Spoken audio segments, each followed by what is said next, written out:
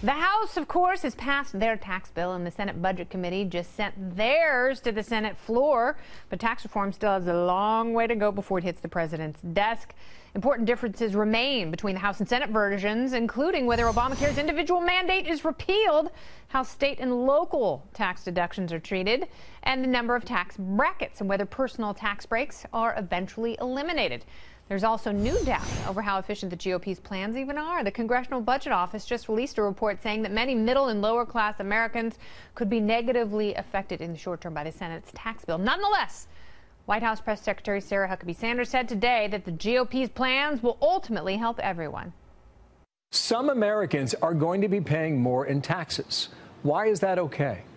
Look, the focus since we started this process was laying out those priorities, focusing especially on the middle class and making sure those were the top priority individuals that were helped by this tax cut and tax reform package. That's exactly what this does. But is that really the case? And what should be in the GOP's final bill? Let me ask Kentucky Congressman Thomas Massie, who rejoins the show. Welcome back, Congressman Massie. Thanks, Kennedy. Yes, please go ahead. I've never said this before, and I may never say it again, but I think the Senate bill is actually better than the House bill this time. Really? What do you like about it? Well, there's a lot more tax cuts in it for Joe W. too.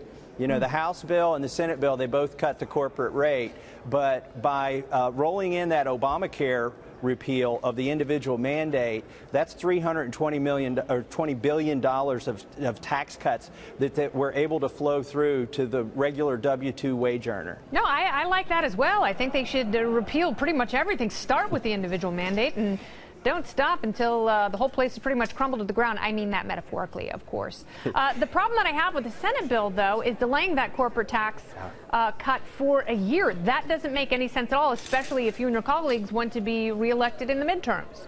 That's the worst part of the Senate bill. It delays the best part of both bills by a year. Yeah. But it's totally an artifact of this Senate parliamentary process called budget reconciliation, and more so an artifact of the fact that they just refuse to cut spending here. Yes. So that's another thing I want to talk to you about, because I know you are one person in Congress who understands my passion on this issue.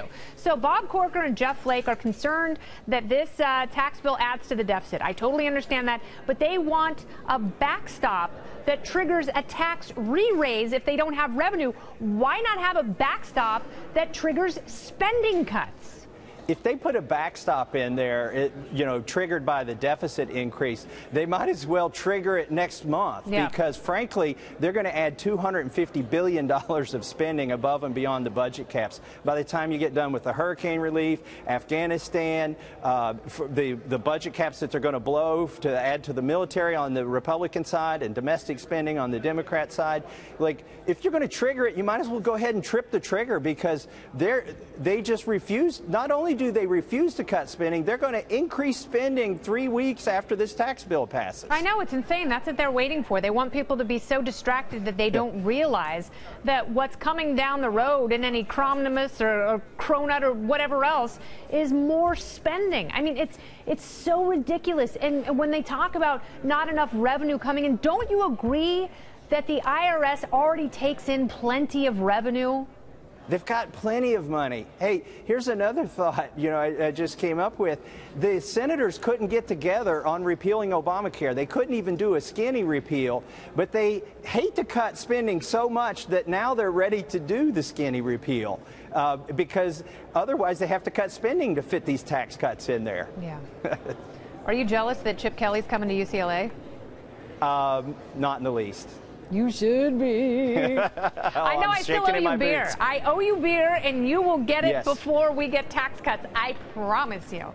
That's the main reason we can't let your taxes go up, Kennedy. You owe me a case of beer from the UK UCLA game. That's right. I need to be able to afford it. I can't steal it because I still want to be a good person and keep. Well, Trump might get you out of jail if you did. Oh, sweet. Yeah, then I could play for the UCLA men's basketball team. That's right. I hear they've got I hear you get a 5-finger discount if you go to UCLA.